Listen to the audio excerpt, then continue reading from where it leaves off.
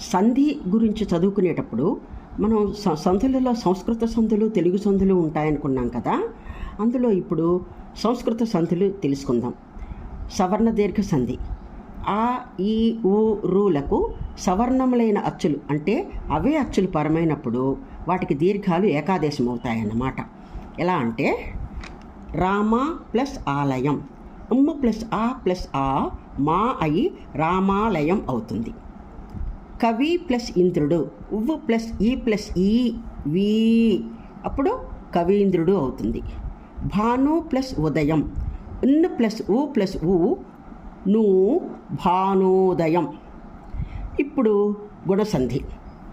ఏ, ఓ, అర్లను గుణములు అంటారు. ఈ గుణముల ఆదేశంగా వచ్చే సంధిని గుణసంధి అంటారు. ఈ గుణసంధిలో అకారమునకు ఇ, ఈ పరమైతే ఏకారము, ఉ, ఊ పరమైతే ఓకారము, రు పరమైతే అర్ర వస్తుందన్నమాట. ఇక్కడ దేవ ప్లస్ ఇంద్రుడు, ఉవ్వు ప్లస్ ఆ ప్లస్ ఈ వే దేవేంద్రుడు. చంద్ర ప్లస్ ఉదయం, ద ప్లస్ ఆ ప్లస్ ఉ ఓ చంద్రోదయం. మహా ప్లస్ ఋషి, హ ప్లస్ ఆ ప్లస్ రు అర్ అయితే మహర్షి అవుతుందన్నమాట. ఇప్పుడు మనం సవర్ణదీర్ఘ సంధి, గుణసంధి చెప్పాం కదా. వృద్ధి సంధి, అనాదేశ సంధి ఇంకొకసారి చెప్పుకుందాం.